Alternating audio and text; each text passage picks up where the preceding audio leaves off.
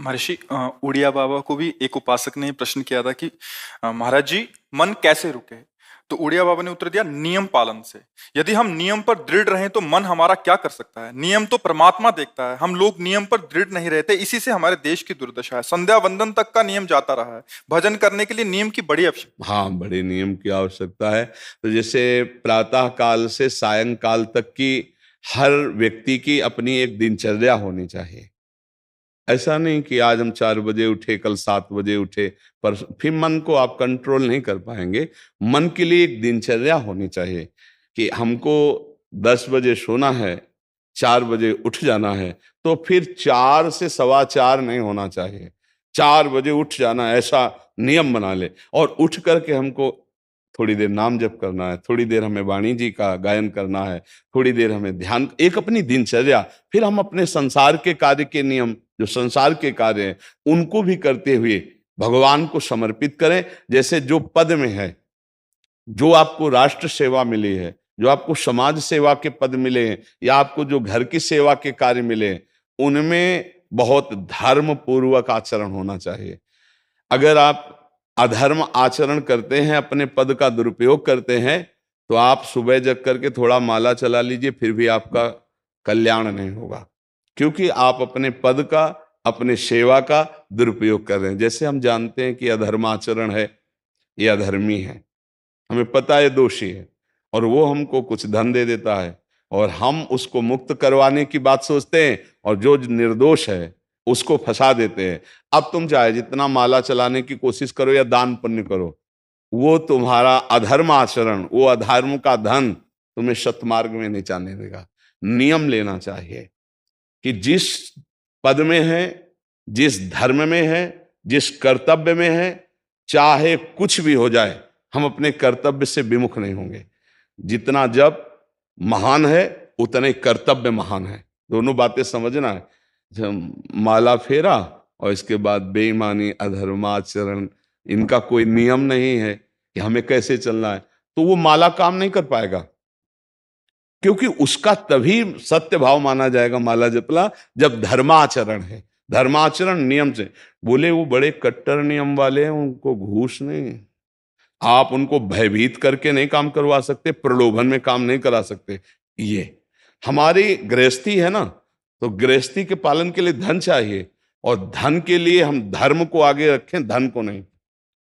धर्म को, हमारा कर्तव्य क्या, प्रायः जैसे पूज्य बाबा ने कहा, आज हमारे देश में बहुत दुर्दशा हो रही है। दुर्दशा हो रही, क्यों?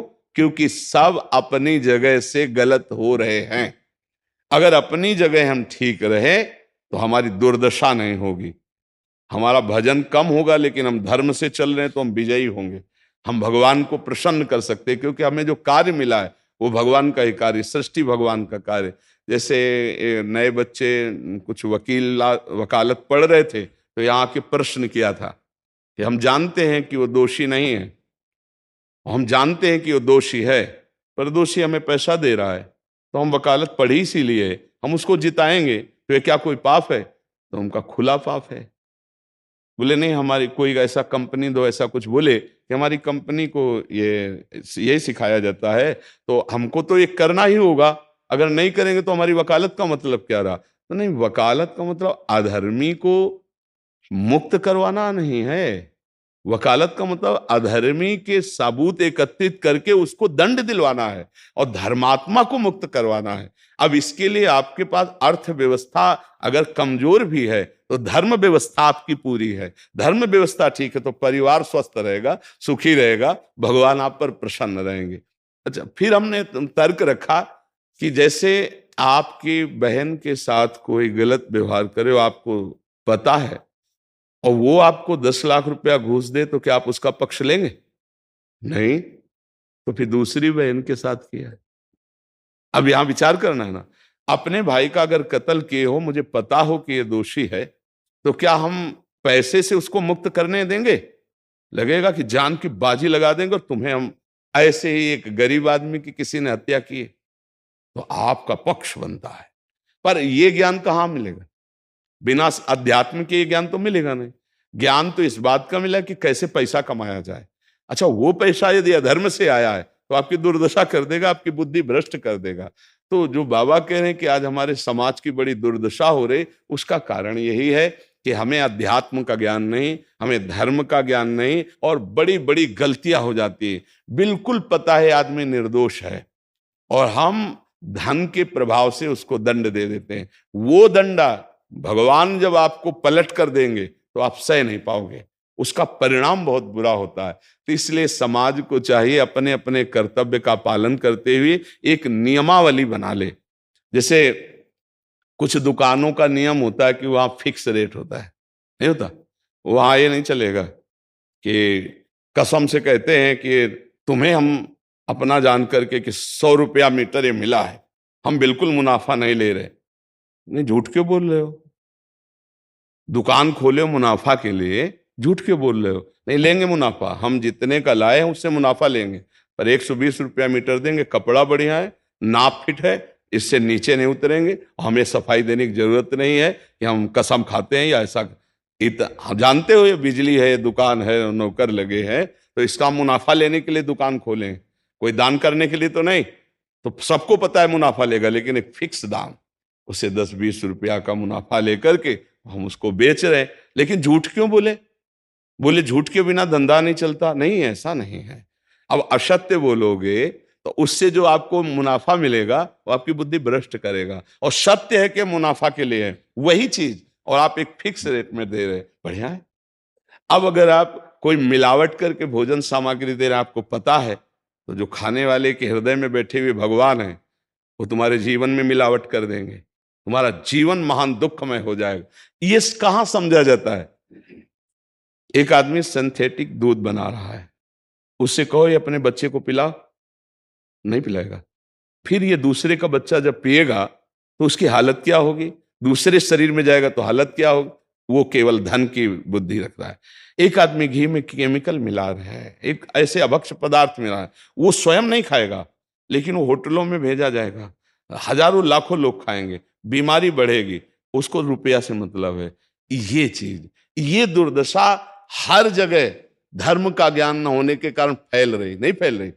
एक मरीज बीमार है, असली दवाओं में पैसे ज्यादा है, नकली दवा लेकर के असली के दाम में बेच देना, उसको बिल्कुल फायदा ना होना।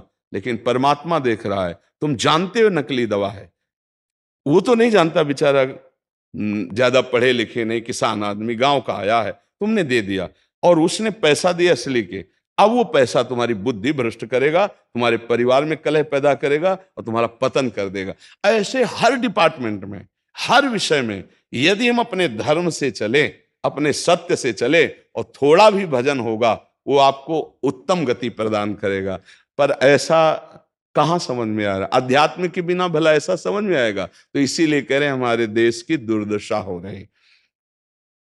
पूर्वजों में पहले ये था कि हमारा धर्म नहीं जाना चाहिए चाहे प्राण चले जाएं, हमारा चरित्र नहीं जाना चाहिए चाहे सर्वस्व नष्ट हो जाए। आज इसकी कोई परवाह नहीं, तो उसी से बुद्धि भ्रष्ट हो जाती है, जीवन एक पशुवत आचरण वाला हो जाता है, और वो अपने को बड़ा सुखी समझने लगते हैं कि हमारे पास बड़ा वैभव है। लेकिन प्यारे, उस दिन को याद करो जिस दिन तुम्हारा आखिरी समय होगा, ना तुम्हारा फार्म हाउस जाएगा, ना महल तुम्हारा जाएगा, ना बैंक बैलेंस जाएगा, ना कोई व्यक्ति, और ना ये शरीर। अब तुम्हारे कर्म तुमको भोगवाएंगे। उस समय की कौन याद करता है? अगर उस समय की याद हो तो भय लग जाए कि नहीं नहीं, पाप नहीं करूंगा, क्योंकि जाना है यहां से। अच्छा, कब जाना है कुछ पता नहीं है, किसी भी समय ट्रांसफर हो सकता है इस शरीर से। तो हमें लगता है कि महापुरुषों के जो वचन हैं कि हमें एक नियम से जीवन जीना चाहिए, धर्म पूर्वक जीवन जीना चाहिए, अपने कर्तव्य का पालन करना चाहिए। जो हमारे लिए कर्तव्य, आज प्रायः धन प्रधान बुद्धि होने के कारण कर्तव्य स्वाहा हो रहा है। एक विद्यालय में विद्यार्थी के लिए जो गुरु पद में बैठा है, उसका क्या कर्तव्य है? वो अपने कर्तव्य को भूला हुआ है।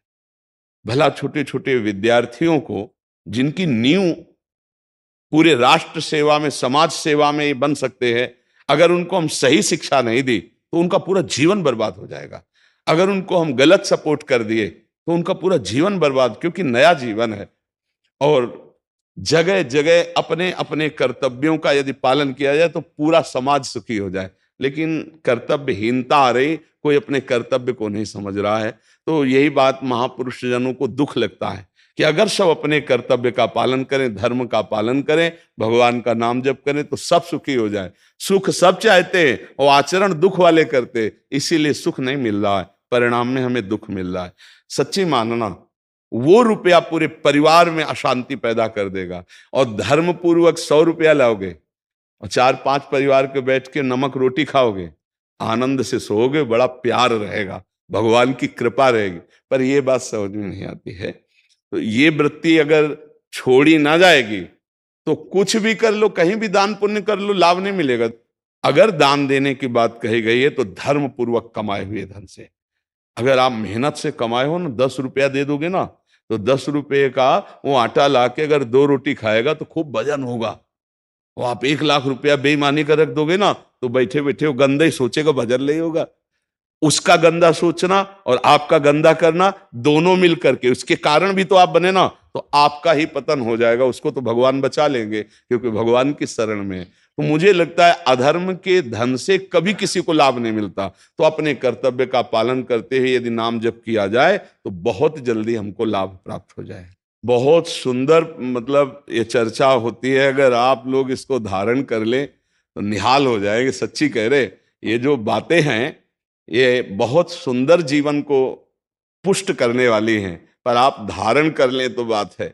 नहीं नहीं तो जैसे लाभ दिखाई दे रहा 50,000, तो ये बातें भूल जाओगे, ये बातें अच्छी नहीं लगेंगी। हे यार, बहुत बढ़िया काम घर में आएगा, पर हमारी ये बात ध्यान रखना, वो 50,000 घर में अशांति पैदा कर देगा।